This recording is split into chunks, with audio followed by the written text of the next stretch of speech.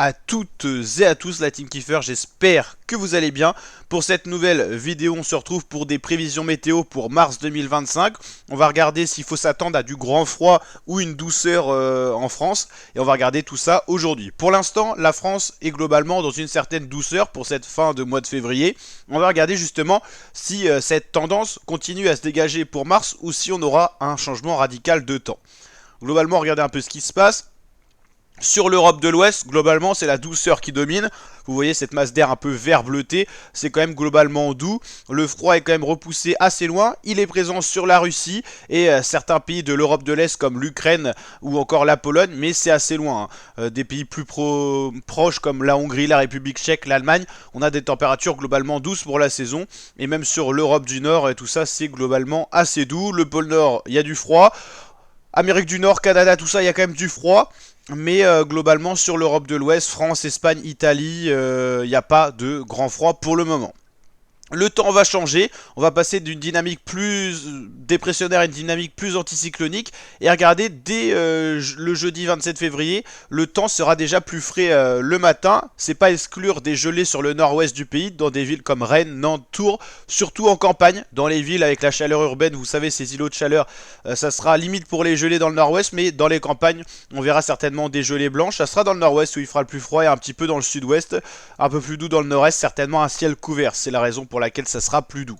En journée, les températures vont un peu moins monter, on sera autour de 9-10 degrés à peu près dans les normales, voire un peu au-dessus sur le sud-ouest ou sur le sud. Pour les journées à venir, vendredi 28, dernier jour de février, et ben globalement, généralisation des gelées en pleine avec un vent nord-nord-est, d'où ce refroidissement de masse d'air. Le changement attendu arrive. En après-midi, les températures peineront à monter. Nouvelle journée de gelée généralisée pour samedi 1er mars, donc premier jour de mars dans un froid sec. Les températures peineront à monter, on sera dans un flux de nord-est, d'où cette masse d'air froide, stagnante et sèche, du beau temps en perspective et ça va faire du bien à tout le monde. Pour le manteau neigeux, c'est une bonne nouvelle également, parce qu'on aura du froid localisé dans les Alpes, Jura, Vosges, Pyrénées, donc ça c'est plutôt une bonne nouvelle. Les masses d'air plus douces circuleront sur le nord de l'Irlande ou sur le nord des îles britanniques, mais en tout cas, nous on sera influencé par un vent plus continental et donc plus froid et du beau temps normalement en perspective. Ce temps-là devrait perdurer un bon moment.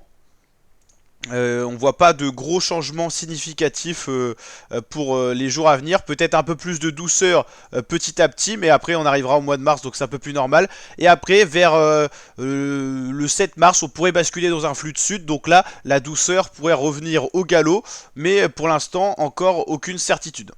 Pour l'instant déjà ce qu'on peut dire c'est que le temps dépressionnaire va quitter nos régions. On va avoir un anticyclone qui va descendre un petit peu du nord-nord-est. Donc on va avoir un temps beaucoup plus froid. Une grosse patate anticyclonique va se mettre en place sur les îles britanniques et va nous ramener ce fameux vent de nord. D'où une masse d'air plus froide. Ça changera du flux de sud-ouest, ouest qu'on avait, où on avait de la douceur, des précipitations. Là on va passer en flux beaucoup plus sec et beaucoup plus froid également. Ça va nous changer un petit peu. Une goutte froide va se mettre en place également et un flux dépressionnaire sur le sud de l'Espagne.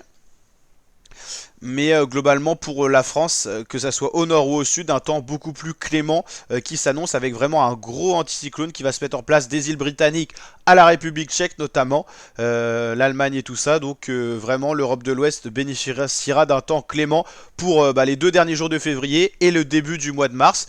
Après, on aura peut-être un changement de position de l'anticyclone qui pourrait nous faire rebasculer dans un flux de sud et peut-être après, vers le 7 mars, un flux dépressionnaire qui pourrait se remettre en place en commençant par les îles britanniques et en glissant par le nord-ouest de la France et sur l'ensemble de la France. Mais tout ça reste à voir. N'hésitez pas à vous abonner pour être tenu au courant de l'évolution de tout ça. Globalement, ce qu'il faut en tenir, c'est du beau temps à venir pour la fin février et début mars et un temps froid et sec. Par exemple, une ville comme Rennes, regardez, des gelées matinales vont se mettre en place, elles seront légères, mais surtout du soleil. Et ça va faire du bien, notamment pour toutes ces régions du nord-ouest qui sont exposées aux alertes inondations. C'est le cas de l'Ille-et-Vilaine qui a subi de nombreuses inondations cet hiver. La Normandie également, la Bretagne, la Loire-Atlantique, même la région parisienne. Donc tout ça, cette limite inondation, cette alerte inondation va petit à petit s'estomper avec un temps plus sec, vous l'avez compris. On va regarder un petit peu ce qu'il en est au niveau des masses d'air, donc pour l'instant de la douceur. Petit à petit, une masse d'air plus froide envahit la France par le nord. C'est le cas à partir donc du 26, du 27 février. Dernier jour de février dans le froid. Et petit à petit, voilà, cette masse d'air plus froide, verte bleutée, va envahir le sol français avec un temps plus sec, un froid un peu plus continental. Et puis après, on pourra avoir une masse d'air un peu plus douce qui va revenir. Mais on sera toujours dans cette zone un peu de limite de masse d'air. Donc globalement, un temps de saison et sec qui est à venir pour le début du mois de mars. Pour la tendance un peu plus longue, les scénarios de tendance saisonnière prévoient une anomalie un peu plus chaude pour mars, avril, mai. Mais voilà, ça tarde pas au niveau du mois, donc c'est assez compliqué à voir. D'où le fait qu'on s'est intéressé à d'autres sites météo. Au niveau des tendances saisonnières à l'échelle des 3 prochains mois, mars, avril, mai, donc fin de l'hiver et début du printemps, 70% des scénarios estiment que les températures seront plus chaudes que les normes de saison, 20% pour des scénarios conformes et 10% plus froids, et 50% un scénario plus sec, ce qui serait probable. On a eu beaucoup de pluie cet hiver, mais on n'est pas à exclure un changement radical de temps avec un temps beaucoup plus sec, des printemps beaucoup plus secs qui marquent un peu voilà, le dérèglement climatique, et c'est souvent ce qu'on a avec souvent le mois de juin qui est le mois le plus spectaculaire en termes de hausse de température et de vagues de chaleur. Donc on verra si c'est encore le cas cette année, mais souvent le mois de juin explose en termes de température un peu partout sur la France. Voilà.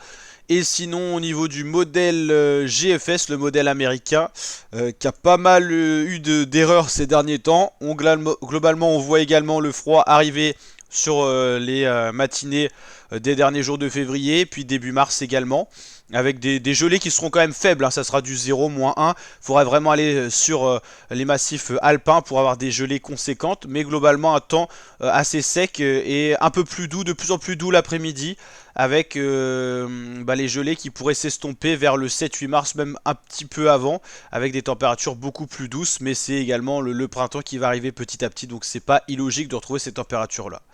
Donc voilà.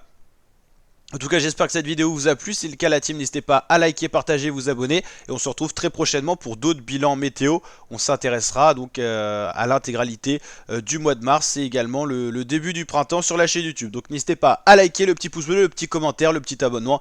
La team, portez-vous bien, à très bientôt pour de prochaines vidéos. Ciao, ciao.